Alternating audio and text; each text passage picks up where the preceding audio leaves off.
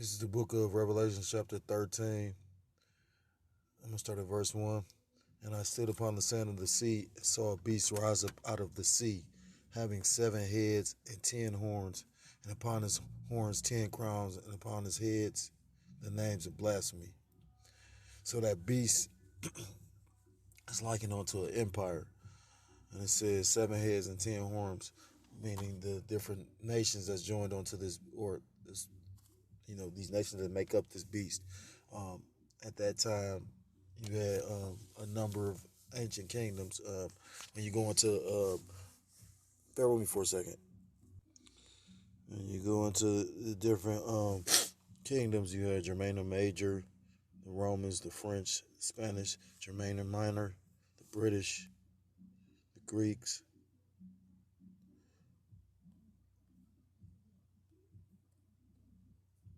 It's the beast with the 7 heads and 10 horns. 7 governments or kingdoms, and they all Edomite nations. It says, verse 2, and the beast which I saw was like unto a leopard, and his feet were as the feet of a bear, and his mouth as the mouth of a lion, and the dragon gave him his power. When you go in the dragon is the Roman Empire, the ancient Roman Empire, and his seat, and the dragon gave him his power and his seat and great authority. Verse 3, and I saw one of his heads as it were wounded to death, and his deadly wound was healed, and all the world wondered after the beast.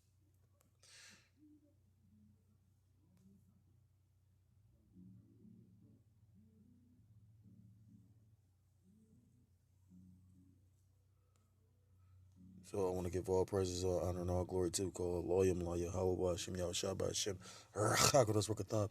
Double honors to the apostles and to the elders of Great Millstone who do rule well.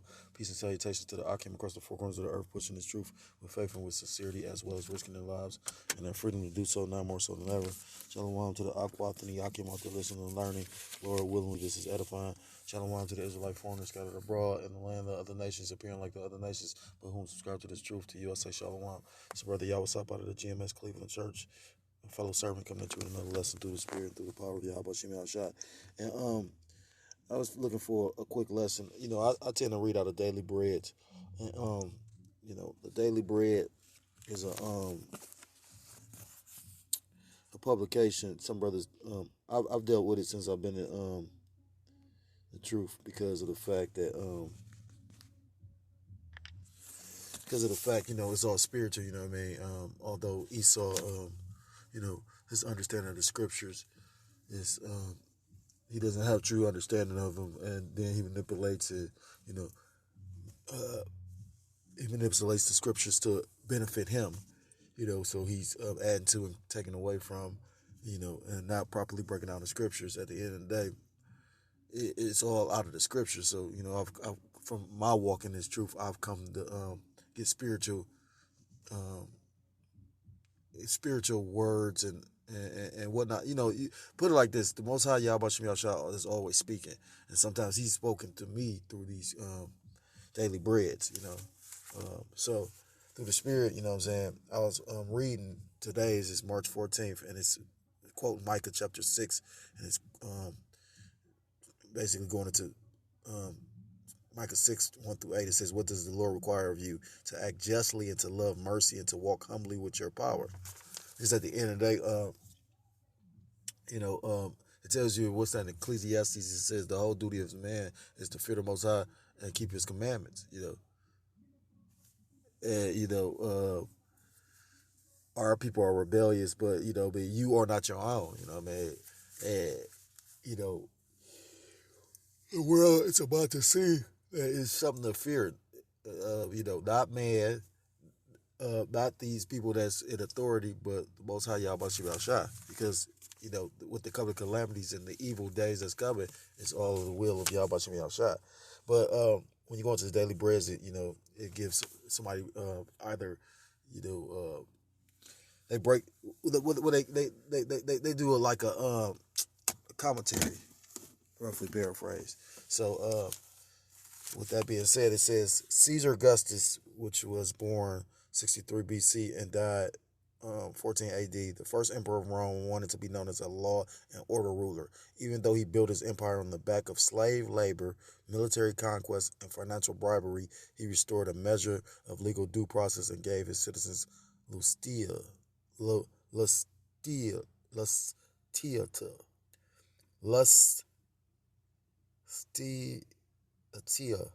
a goddess or justice system today refers to as Lady Justice. And reading this, it says his empire was built on slave labor, military conquest, and financial bribery. And um, Augustus Augustus Caesar, which wasn't the first emperor, by the way. It was Julius Caesar was the first emperor.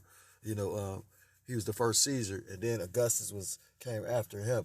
But nonetheless, I don't know why they do that like that. I forgot how the brother broke it down, but nonetheless, history tries to make it seem like Julius wasn't the first, Augustus was, but actually Julius Caesar was the first Caesar. But just showing you how this had to be an Edomite. This was an Edomite because look at their track record, look at what they into, look at their legacy. It said their system was built on slave labor, military conquest, and financial bribery. So it talks about how. Who's crook? Who the most High made crook? Who could make straight? The crooked systems, false balances. It tells you in the book of Proverbs, chapter 11, that a false balance is abomination to the Lord. It tells you in the scriptures in the book of Genesis that Esau was given the power of the sword. It tells you in the book of Romans that he's the sword of the Lord. But made me think about this Lustia because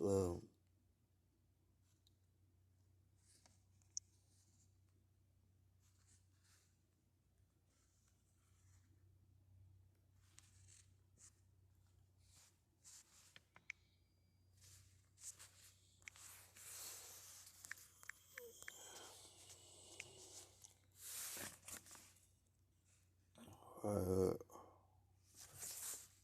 oops.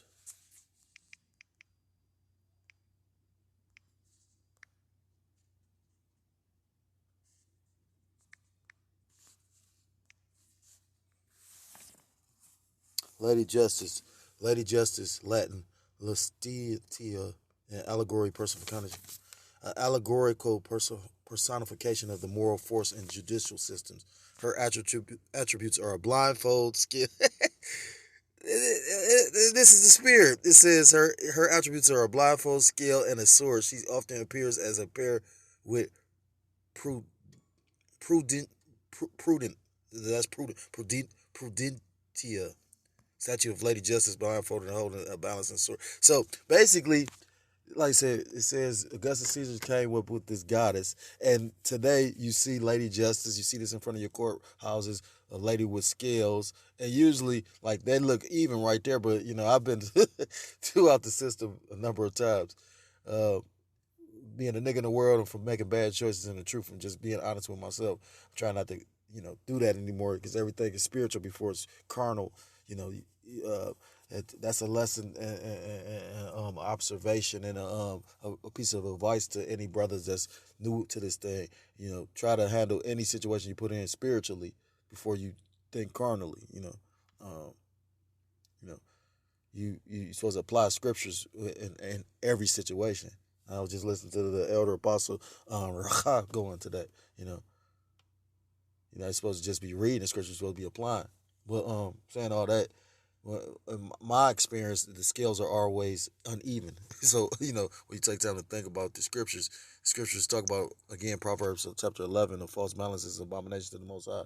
So, that being said, this is that revised Roman Empire, that beast with the deadly wound that was healed, because this system is the revamped, revised Roman Empire done all over again. Tells you that in the book of Ecclesiastes, there's no new thing under the sun. Everything reincarnates everything. That's why it seems like fashions or things continue, the same things keep happening in the world because it's the same spirits keep on coming back, doing what they were set up to do through the spirit, because the Most High God is the Father of spirits, you know. And it's just deep when you get this whole breakdown. And I have a little bit of this knowledge. You got brothers that's just powerful, mighty in the scriptures. You know what I mean? Itazawam, he like just mighty in the scriptures. And you know, I would love to have just a portion of they spirit, because like I said, they have these deep revelations and these breakdowns is we got the highest form of knowledge on the planet, and I do agree with that. I do agree with that, because like I said, once you understand the scriptures, you can understand so many other things. But like I said again, this system that they're trying to currently set up is a revised system of the Roman Empire, and that's why they're going to come with those draconian laws. Where the brother Awarwan from Men of Valor was just going into this about the FEMA camps. You know what I mean? And he was like, as many videos that was brought out about the FEMA camps, because of the fact that YouTube and the algorithm, they've been cutting videos.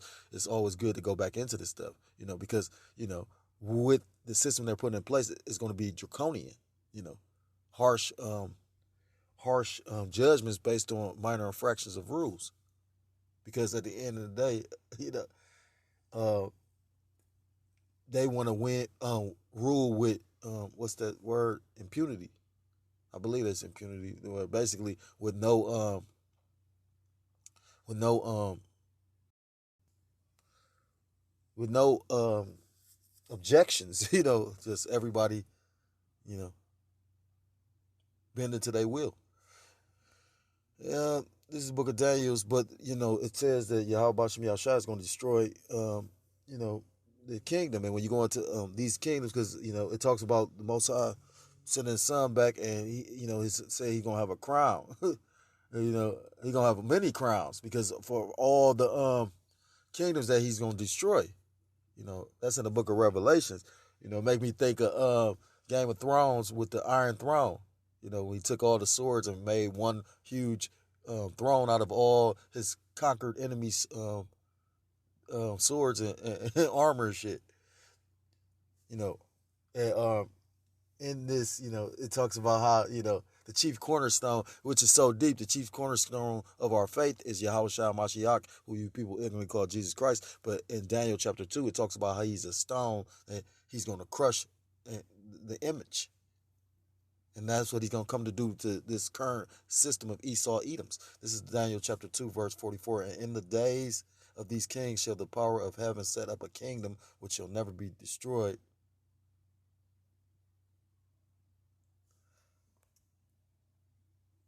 Lucky.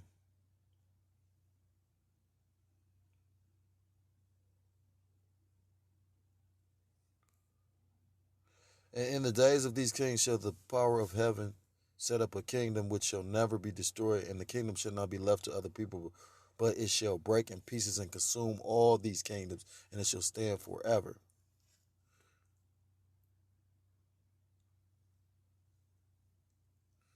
I'm starting at verse 40, and it says, and the fourth kingdom shall be as strong as iron. And that's talking about the Roman Empire. For as much as iron breaketh in pieces, and subdueth all things, and as iron that breaketh all things shall break in pieces and bruises. And whereas thou sawest the feet and toes, part of the potter's clay and part of the iron, the kingdom shall be divided. But there shall be in it of the strength of iron, for as much as thou sawest the iron mixed with the miry clay. And as the toes of the feet were part of the iron and part of the clay, so the kingdom shall be partly strong and partly broken.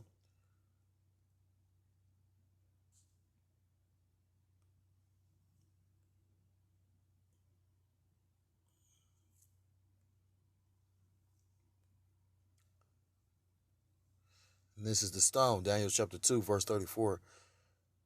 Because he's going into the image, and the image went into these different kingdoms. You had the Babylonian, then the Medo-Persian, then you had the Greek, and then you had the Roman.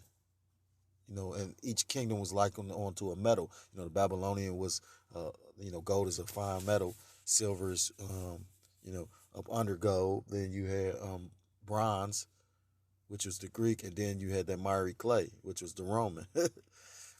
And then it says, thou sawest till that a stone was cut out without hands, which smote the image upon his feet that were of iron and clay, and break them to pieces. So that stone is Yahweh Shah Mashiach, Yahweh Shah, And like I said again, it just popped in my mind through the spirit that, when you go into that chief cornerstone, when you go into the rock, that Moses, because in the scriptures, Moses, it was told to speak to the rock, but then he struck the rock, you know, and that's why it's so important to. It tells you in scripture, it's better to obey than to sacrifice, you know. And I believe that was part of the reason why Moses basically wasn't able to see the promised land. But the point being, literally, Yahushua Mashiach is that stone that's going to break the kingdom like he broke those kingdoms up in the past. It tells you in the Most High, Yahushua ruleth in the kingdom of man and give it to whomever he will. And he's about to give our big brother, his son, Yahushua Mashiach, the coming kingdom. And we shall rule with them as joint heirs. It tells you in the book of Romans chapter 8 that our spirit bear witness to that we are the children of Yahweh Bashem Yahushua. And if children, then joint heirs. So, this work has a reward. So if you're so-called Black, Hispanic, Native American, Seminole Indian, West Indian, or Haitian, I implore you to come back to the laws, to the statutes, and to the commandments of Yahweh Bashem Yahushua, or you will be destroyed. And with that, I want to give all praises, all honor, and all glory to called loyal, like Yahweh Bashem Yahushua, Bashem Chakadafukatam. Double honor to the apostles and to the elders, the great millstone, who do rule well. Peace and salutations to the Akim across the four corners of the earth, pushing this truth with faith and with sincerity, as well as risking their lives and their freedom to do so, now more so than ever. Shalom to the Aquans and the Akim out there listening and learning. Lord willingly, this is edifying. Shalom to the Israelite foreigners scattered abroad in the land of other nations, appearing like the other nations, but whom subscribe to this truth. To you I say shalom. Until next time I'm able to come with another lesson. Shalom, shalom. Shalom.